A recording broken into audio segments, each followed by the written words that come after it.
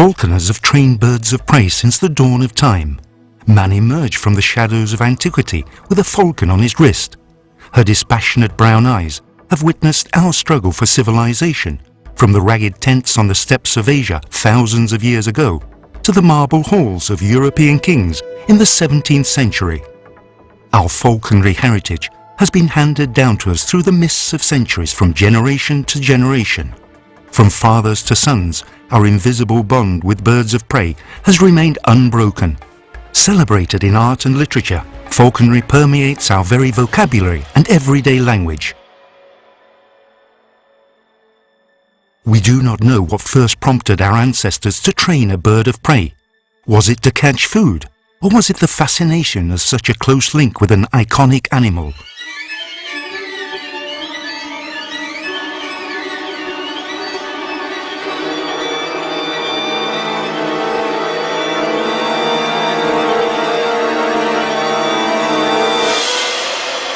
A need to share vicariously with the falcon's unrivaled skills, a desire to break free from the shackles of earthbound existence and soar effortlessly into the clouds. But we do know that the old skills require dedication, experience and time, so it could only flourish in societies with spare time and resources over and above a survival existence. Despite the challenges, falconry is practiced in every region of the world where natural conditions do not impede it. It's a popular hunter-gatherer activity. Now, in our modern way of life, with its overuse of resources and increasing urbanization, falconry is treasured for its links with nature and its return to simple values. The falcon is a solitary predator, not a pack animal. She does not understand punishment. So falconry relies only on encouragement, positive reinforcement. This requires humility, sensitivity and patience on the part of the falconer. Unless he can control himself, he has no hope of training a falcon. Both prince and pauper must kneel when approaching the falcon on her prey. Training the peregrine falcon, or falcon gentle, was part of the education for a knight. He became a gentleman. Once in the hawking field, the falconer needs perseverance to overcome obstacles, physical fitness, the ability to keep his head and think quickly, adaptability, teamwork and strategy. These were good preparations for survival, for war and for politics. The falconer does not measure his success by the numbers of prey caught, but by how well his falcon has flown. His enjoyment depends on her prowess, and he is her servant. These skills are not easily learnt. They require hands-on teaching and years of practice. There are many disappointments along the way. Each country developed its own regional way of doing things, and a very rich culture developed over the centuries. Falconry is one of the earliest examples of sustainable use of a wildlife resource. Hawks were trapped and trained in the autumn, used for hunting in the winter, and released to breed in the spring. From Mongolia to Europe, each country had laws protecting the birds of prey, centuries before modern legislation was set up.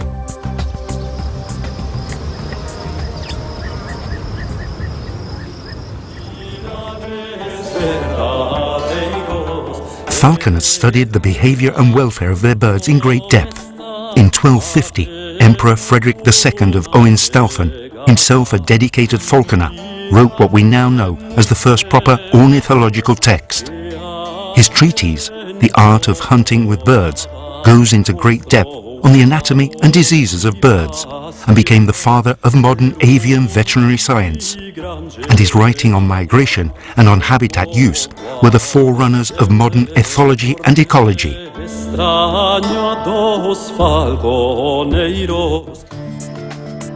No bird of prey or its quarry has ever been threatened by falconry. Falconers have protected both hunter and hunted in law and moral practice. When man damaged birds of prey through other activities, such as pesticides or shooting, falconers headed conservation work. When pesticides reduced birds of prey to a low ebb in the 1960s and 70s, falconers pioneered the domestication of over 40 species to provide a sustainable supply, both for their own use and for releasing birds to the wild to help their populations recover.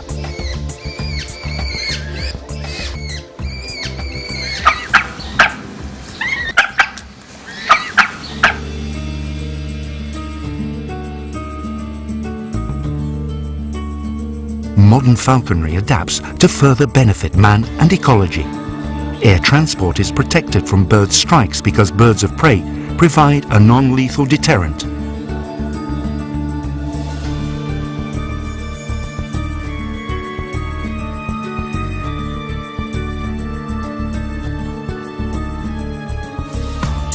The development of radio tracking lost falcons also enables scientists to better understand migration patterns of wild birds.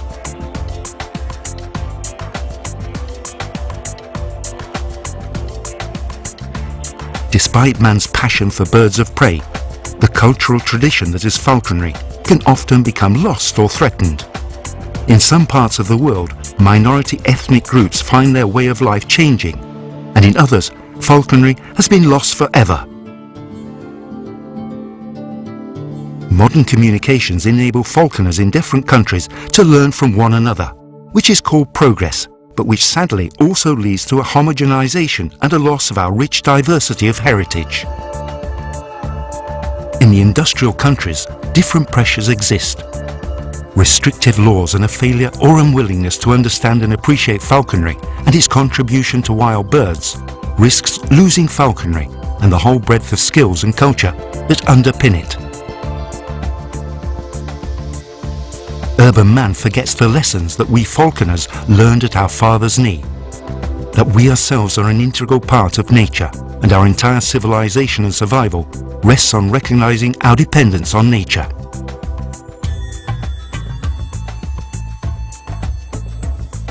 So, our action plan for falconry's future rests firmly on the principles of sustainable use of natural resources.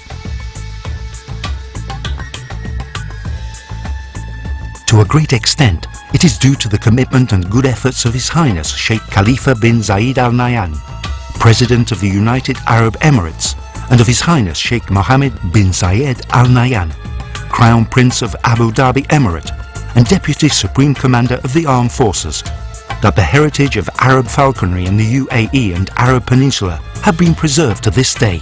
A good example of this legacy is the Emirates Falconers Club. What we are trying to do as UAE Falconers Club and as an agency and as falconers and the people who practice falconry, trying to bring the sustainable hunting issue into the mind of all the falconers, not only in the Arabian Peninsula but also worldwide. And that's one of the main objectives now we are trying to do. At the same time, we are trying to introduce strategies. We have a strategy on Habara and falcon conservation, and also trying to bring all the range countries together to talk about the falcon issue and the Habara issue. I think the falconry will play a big role socially, economically, and environmentally.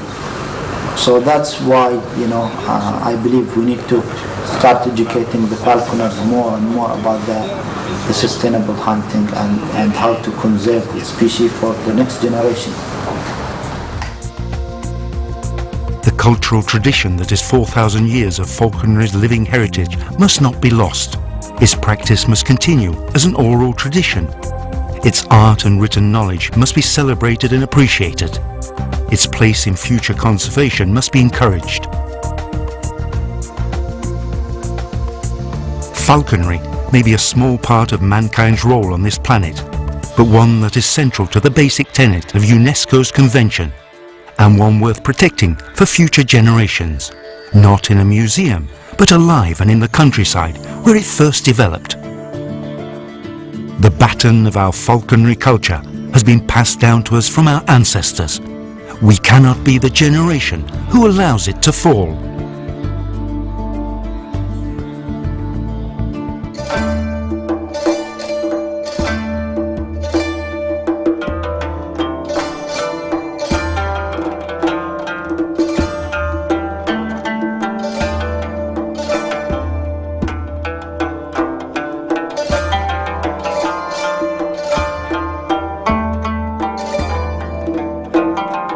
carreiras e semeleiros, busca a Virgem Maria, será fazer todavia seus milagres verdadeiros, e de tal razón como está havendo una vegada, un milagre muy fremoso que a Virgen coronada mostrou cabo Vila Sirga per una muy granjeada, como guareceu de morte extraña dos falconeiros, carreiras e semeleiros, busca a Virgem Maria,